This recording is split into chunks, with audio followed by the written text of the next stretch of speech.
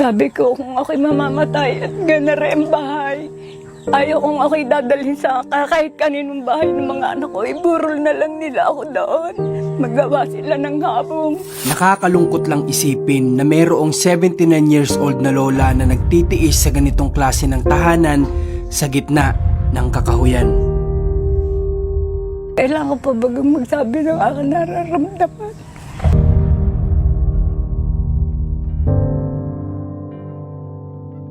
Kahit bubong laang, yung kahit walang dingding ay magkabahay ako at bago mamatay ay makatira ako sa hindi natulong bahay. Isang simpleng kahilingan ang gusto ni nanay na matupad bago man lang daw mangyari ang lahat. Hindi ako'y sinisingil eh. Pinapakita ko na lang ang bahay ko. Paano ko makakabayad ka ako sa inyo? Since may butas na ako dito, nakikita ng tapat na tapat dito, ang ginagawa daw ng nanay, magtatalokbong na lang siya nitong plastic para hindi siya mabasa. At sa pag-uusap nga namin ni nanay ay hindi ko napigilang maiyak dahil sa kwento ng kanyang buhay.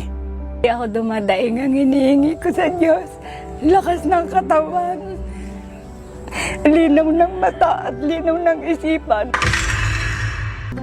Sa paglalakad-lakad nga namin na ito patungo sa aming pupuntahan ay nagmamasi din ako sa gilid dahil tila wala ako nakikitang masyadong tindahan na iniisip ko na paano na lang yung pupuntahan namin dito na tao tuwing siya ay bibili. So, dito na tayo. Ay, grabe. Grabe yung pangalan ni nanay, guys, oh. Kaya tayo tinutukoy nila, nay. Magandang araw, ho. Magandang araw po naman. Anong pangalan niyo po, nay? Minerva. Minerva Panganiban. Ay, si nanay Minerva, nanay. Ako po si Marcos. Nice to meet you po, nanay. Ano pong ginagawa niyo ngayon? Ay magluluto po ng tanghalian namin ng aking anak na PWD na hindi rin nakakalakad. Ay, gano'n. Magluluto ka ng tanghali. Anong ginagamit po pamparikit, nay? Uyo. Yung Sa nyog? Ano, sa niyog. Ayun nga. Ah, okay. Hindi pa ako makadikit. Nay, okay lang po bang sa ngayon? Abalahin muna kita. Sige. Okay ba yun? Pwede ba? Grabe yung tahanan mo, nay, no? Ikaw lang na mag-isa nakatira dito. May kasama ka? Wala po. Mag-isa ka lang? Nay, gusto ko pasok tayo sa loob ng bahay mo. Okay lang ba? At dito nga'y bumungad na sa aming harapan ang tahanan ni nanay na makikita natin sa video na ito na talagang halos sira-sira na ang nagsisilbi niyang bubong. At sa tingin ko isang bagyo na lang ang daraan ay maaari na itong matumba anumang oras.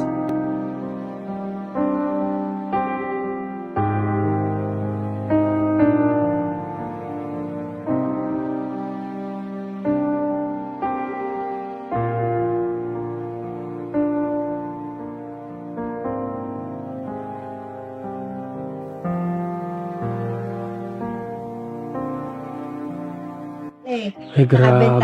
Bahay ni nanay. Ito yung hanap buhay mo?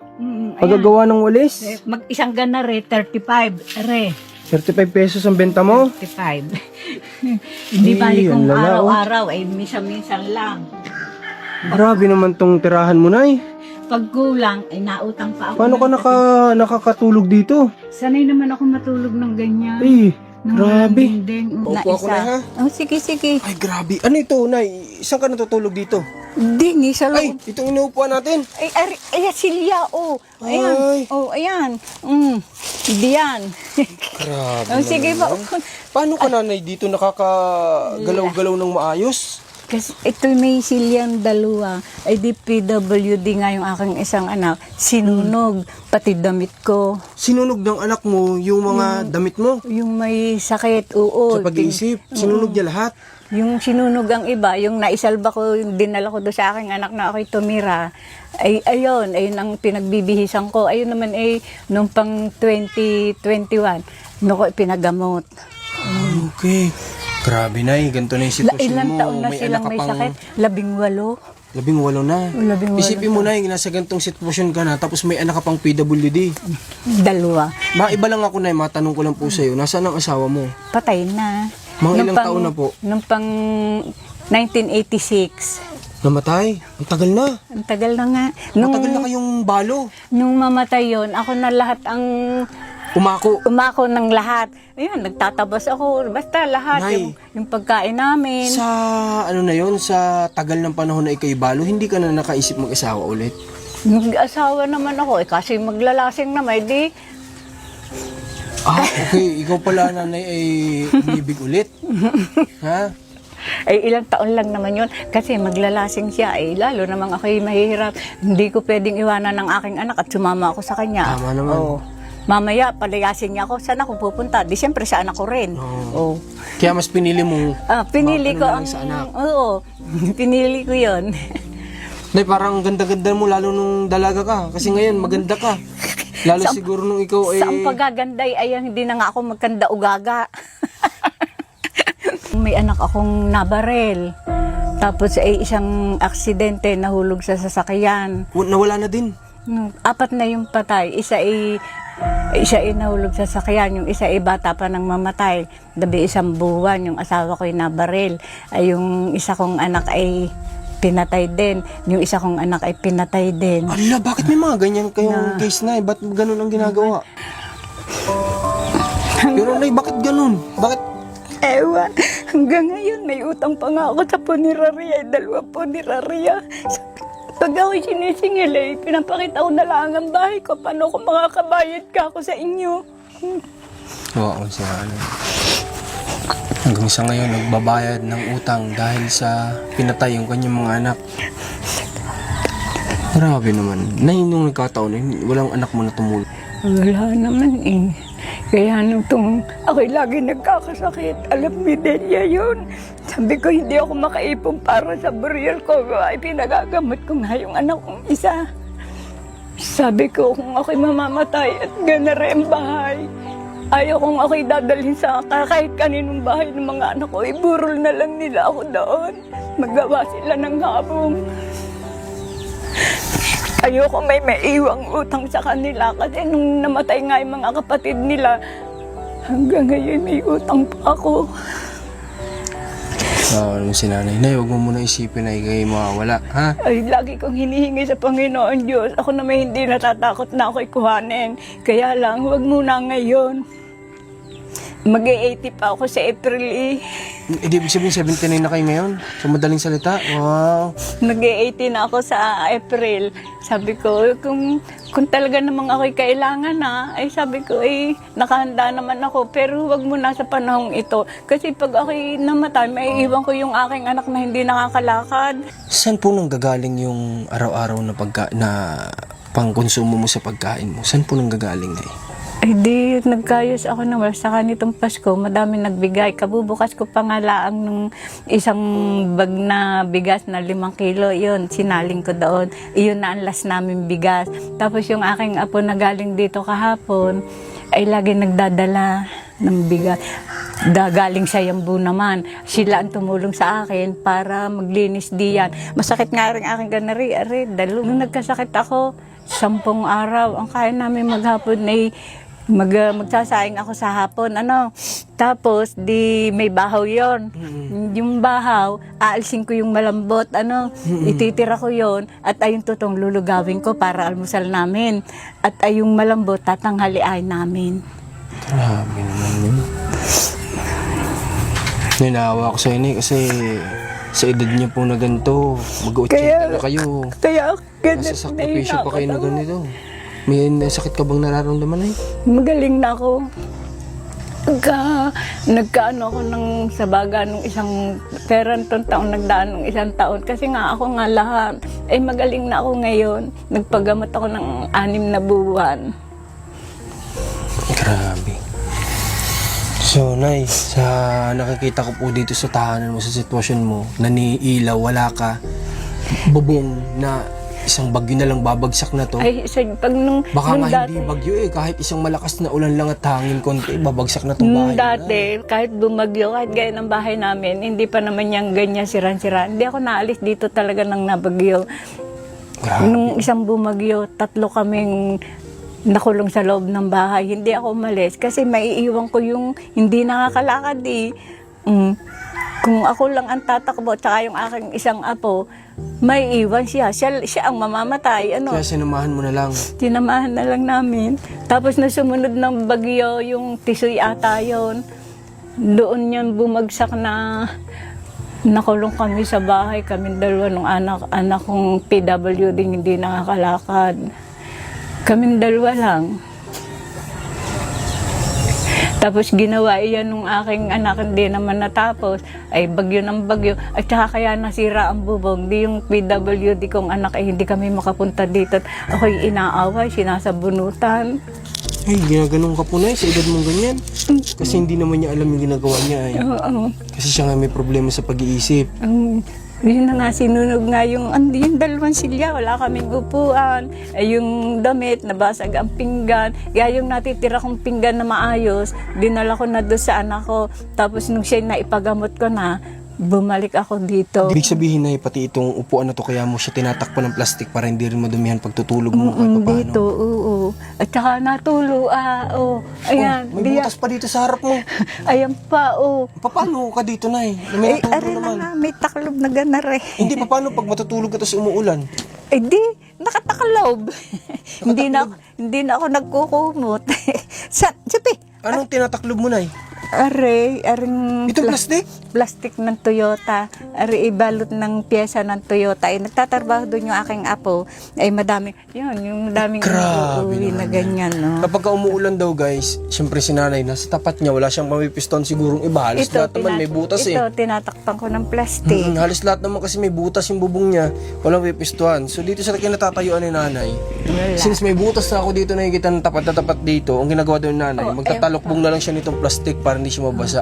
Ayan pa, Grabe naman. Kaya may takalob yung mga Pasensya ka na, ha? Kasi ako'y masayahin kahit may problema. Nay, ang lit-lit na nga ng katawan mo, trabaho mo pa lahat. Ay, oo, nagsisibak ako ng kahoy, nangangahoy, nagtatabas diyan. Ayun, kakatapos ko lang, kaya ngayon lang ako magsasaing Hindi, Di ba? hindi ako dumadaing kahit sa Diyos. Hindi ako dumadaing ang hinihingi ko sa Diyos. Lakas ng katawan. Linaw ng mata at linaw ng isipan.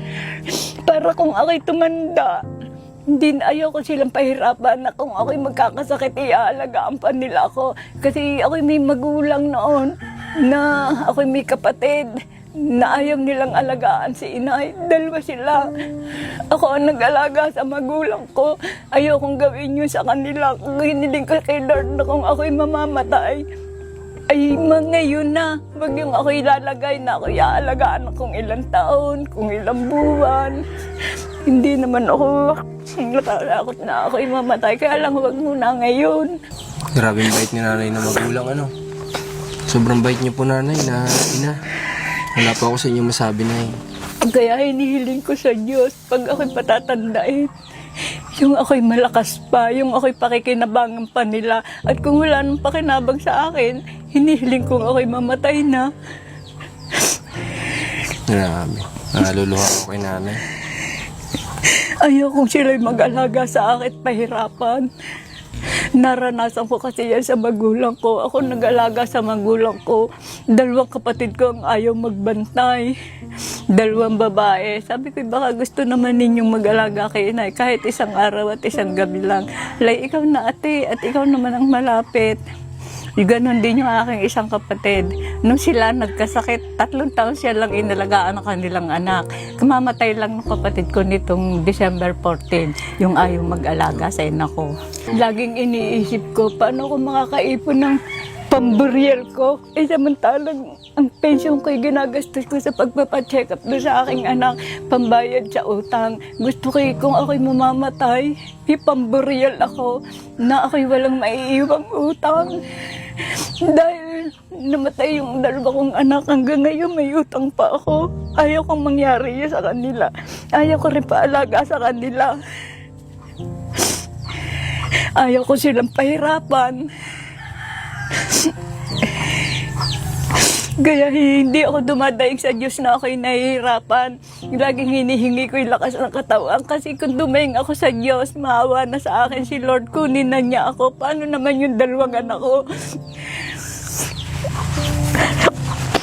Kahit na si Nanay nasa sitwasyon na ganito, nasa kalagayan na ganito, ang iniisip niya pa rin ay yung ano niya, yung mga anak niya na may kapansanan. Kaya Nay, isa nakikita ko po sa iyo, kung dumating man po yung time ninyo na sana wag naman nga ngayon dahil kawawa yung mga anak nyo, nakikita kong katanggap-tanggap kayo kay God. No, Nay, kasi kayo po ay napakabuting ina. Sinong nanay ang nahihirapan na pero mas gugustuhin hindi dumaing sa anak? Wag lang sila magastusan, wag lang sila maabala. Silong nanay ang gagawa ng ganun kundi yung nanay na may mabuting kalooban? At sinong nanay ang gugustuhin na kahit nasa ganitong sitwasyon nahihirapan, titiisin para lang wag munang maiwan yung may kapansanan na anak? Si nanay yun. Kaya, nay, ako po ay saludo sa iyo bilang isang mabuting ina sa iyong mga anak. Salamat. Ikaw, hindi. Ikaw. Kala ko sasabihin natin, ikaw ang pangit mo. Hindi, ikaw. Dito, Kahit saan kita makita, makikilala pa makikilala kita. mo na ako. Sige, nay. Anong pangalan ko ulit? Marco. Ayan. Nay, sa ngayon, dahil ang team ko ay napunta po dito sa lugar ninyo, ako po ay gusto kong magbigay sa iyo ng konting cash. Nako, huwag na. Hindi po, Nay. Hindi naman ako'y nadaing na ako'y Hindi po, nahingi. Nay. Ito po ay hindi kayo nagdumadaing pero si God yung gumawa ng paraan para kayo ay mabigyan. No, Nay, kasi sabi ni God siguro, hindi ka sa akin dumadaing, so ako na lang ang kikilos para... Hindi naman talaga ako dumadaing kay Lord na Lord. Ako'y nahihirapan na ganun-ganun.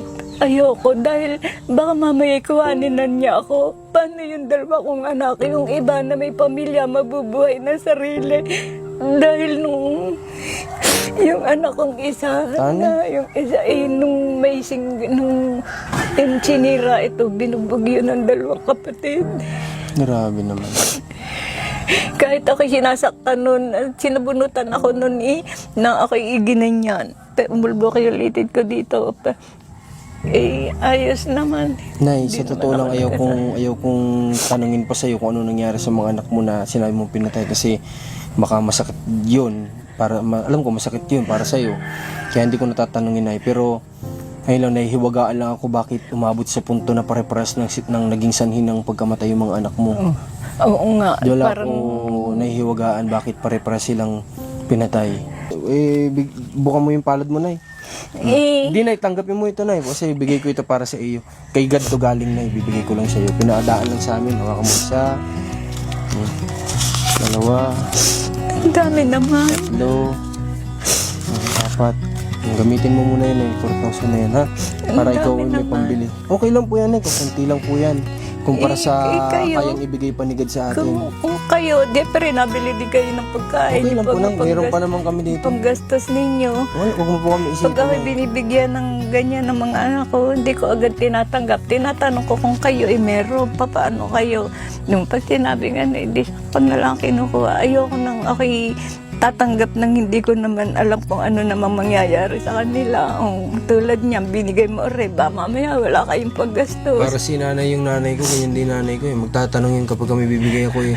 Kayo, baka wala kayong panggastos, ganyan. Di ba si Lord ay Oo manggagawa? naman po, si Lord ang pinakamapangyarihan sa lahat. Kaya niyang gawin yung... Sa kanya ako lahat. nagpapagamot. Malimit ako magkasakit. Grabe si nanay, yung faith ni Pero nanay kay kahit God, oh, isa, hindi ako tinatanong ng anak kong panganay, inay, magpa-ospital na kayo. Sabi ko, ala, pag ako'y nagpa-ospital, anong ibibigay kong panggastos sa mag-aalaga sa akin? Yun pa rin ang iniisip ko, wala akong ibibigay. Sino nagpausok niyan? Ako, nagising ako ng alas 5, alas 6, ayan. Nagkawit ngayon, kaya ako'y nagsunog, Kaya ako'y hindi nakapagluto. Ngayon, Nay, naiintindihan ko na kung bakit sa edad mong yan, malakas-lakas pa ang katawan mo dahil sa ginagawa mo. Batak ang katawan. Sa ginagawa mo na ito na paglilinis. No, Nay? Kasi na-exercise ka kahit pa paano dito. Iyan Si ang nanay. aking alagaan. Nung nagkaroon ako ng kahoy, nagsibak ako ng kahoy. Nay. Nay, sana pasalamat din ako dun sa nagpatira sa'yo dito. Ano? Nasa 50 taon na kami dito. 50 taon. Yung niyog ay tanim namin yan, yung bagong nabunga. Ayun ang hiningi kong niyog. Sana ipapalagari ko para sa bahay ko. Kaso hindi pa ako nagkapera. Yung aking isang apo nagkasakit. Pinaano ko muna yung pera. Nay, yung pera mo, Nay, huwag mong gagamitin yan sa pambili ng materialis, kahit anong materialis, ha? Gamitin mo pa yan sa pagkain mo, ha? Maraming salamat. Basta malay mo, isang araw, babalik kami dito na may maganda kaming balita para sa bahay mo. Di ba? Sige ang po, Nay. aking libangan ay yung gusto ko kahit pangit ang bahay ko, maganda naman ang harapan. Maaliwalas. Oo, tama. Malinis. Alam mo si nanay, mahilig siya magtanim. Kahit ako may nagkakasakit ay hindi ko pinababayaan yan. Okay, sige po, Nay. Sa ngayon, Nay, kami taga Candelaria, Quezon. Kami pupunta na muna sa ngayon. At At hindi ko na kayo hindi pa ako napakain. okay lang ako Wala isipin. akong pamerienda sa inyo. Okay lang. Huwag niyo na po yung isipin. Basta, hindi ako makangako kung kailan ako babalik, pero sisikapin ko makabalik ulit. Hanay? Maraming Yeah, salamat God bless sa po inyo sa'yo, at Nay. sa iyong Sige mga po. kasama. Sige po. Tsaka kay Delia. Delia, maraming salamat. Salamat din kay nanay. Salamat at Bebo. Oo, kay Lord tayo mag-thank you kasi siya ang dahilan ng lahat. Siya ang naging daan ng Panginoong Diyos na para mapapunta kayo sa akin.